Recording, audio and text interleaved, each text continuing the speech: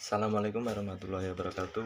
Di sini saya Faris Arifar dari kelas Pengembangan Masyarakat Islam 2B dengan NIM 43030210035. Di sini saya akan review sedikit buku tafsir yang berjudul Al-Quran dan Kekenyalan Hukum.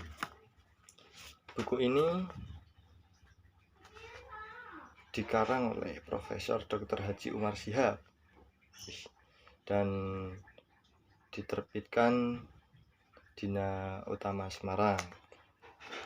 Buku ini terdapat 124 halaman dan berisi dari 5 bab. Bab pertama pendahuluan, bab 2 isi sampai bab 5 dan bab 6-nya penutup. Dan di bab pertama ini berisi Al-Quran petunjuk abadi. Ada 3 aspek. Yang pertama, periodisasi dan proses turunnya Al-Quran. Al-Quran dalam proses pewahyuannya diperhadapkan kepada 2 hal. Yang pertama, bagaimana Al-Quran berhadapan dengan dialog secara aktual dan koheran dan dengan kondisi masyarakat. Kedua, bagaimana cikal bakal keberadaan Al-Quran sehingga tingkat orisinalitasnya cukup beralasan untuk tidak diragukan.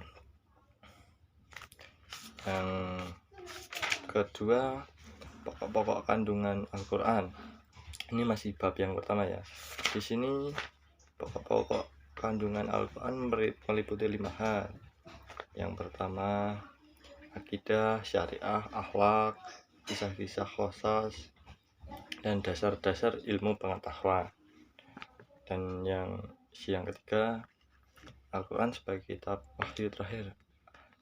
Dalam kedudukannya, Al-Quran ini sebagai penyempurna kitab-kitab suci sebelumnya. Dan yang di bab selanjutnya syariat dan hukum fikih dalam Al-Quran. Perbedaan syariat. Yang pertama, perbedaan syariat, hukum dan fikih. Dari pengertian syariat dapat dirumuskan bahwa syariat adalah aturan-aturan yang berkaitan dengan perilaku manusia, baik yang berkenan hukum pokok-pokok akidah bersifat pokok, hukum-hukum akhlak maupun hukum-hukum fikih amaliyah yang berstatus cabang yang dinukilkan dari Al-Quran dan hadis Nabi Muhammad SAW. Dan yang kedua, fikih. Dari pengertiannya dapat disimpulkan bahwa fikih adalah ilmu yang diperoleh dengan jalan mengistimbatkan hukum-hukum syarak dan sifatnya praktis. Dan yang ketiga, hukum ini dari secara terminologis, ulama usul fikih mendefinisikan hukum sebagai titah Allah yang berkenan dengan perbuatan orang-orang mu'alaf, baik berupa tuntunan, pilihan maupun berupa larangan. Terus di bab selanjutnya ini bab 4, kekenyalan hukum dalam Al-Quran. Ada 3 aspek juga. Yang pertama, prinsip dan metode penetapan hukum dalam Al-Quran. Al-Quran sebagai kitab suci yang diturunkan terakhir merupakan petunjuk abadi untuk kebahagiaan umat manusia sepanjang masa. Jadi panduan banget lah Al-Quran ini. Dan aspek yang kedua ini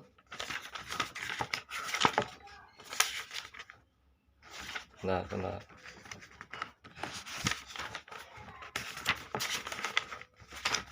Aspek yang kedua ini keluasaan dan keluasan tekstual nas Al-Quran.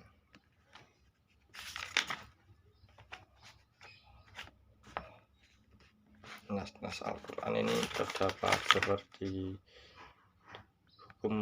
nas hukum dalam Al-Quran tidak hanya menggariskan satu jalan bagi setiap cabang perundang-undangan seperti jual beli, sewa menyewa, ketatanegaraan, ekonomi, seperti itu.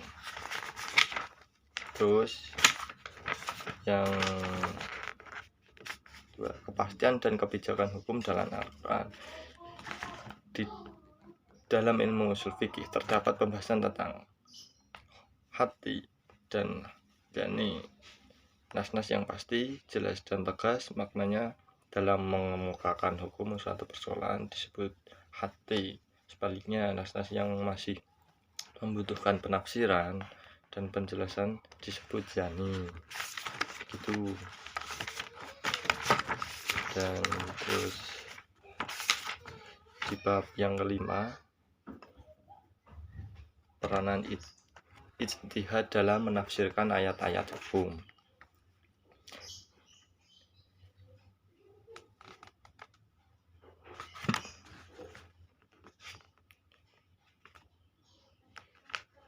Dari sudut disiplin dan objeknya, ijtihad mengarah kepada upaya penemuan hukum berdasarkan Al-Quran dan hadis, sedangkan tafsir merupakan sarana untuk mengkaji dan memahami kandungan Al-Quran. Terus yang aspek yang kedua yaitu peranan akal dalam menafsirkan Al-Quran. Ijtihad mempunyai pengertian yang cukup luas, tidak hanya meliputi upaya penemuan hukum terhadap permasalahan baru yang tidak diatur secara jelas dalam nas.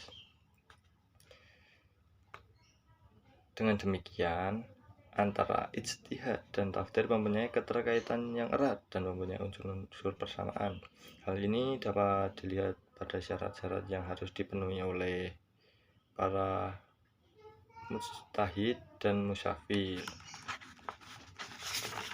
Aspek yang ketiga atau yang terakhir dari bab 5, urgensi ijtihad terhadap penafsiran ayat-ayat hukum. Dapat disimpulkan bahwa Al-Quran tidak akan mempunyai arti dan tidak banyak berperan untuk menjawab berbagai tantangan dalam kehidupan manusia tanpa peran serta akal atau upaya ijtihad dalam menggali makna yang terkandungnya. Berikut maaf jika yang saya sampaikan atau yang saya review saya sampaikan ini salah atau ada perkataan yang salah lah atau tidak berkenan bagi penonton, mohon maaf. Sekian dari saya dalam review buku ini. Wassalamualaikum warahmatullahi wabarakatuh.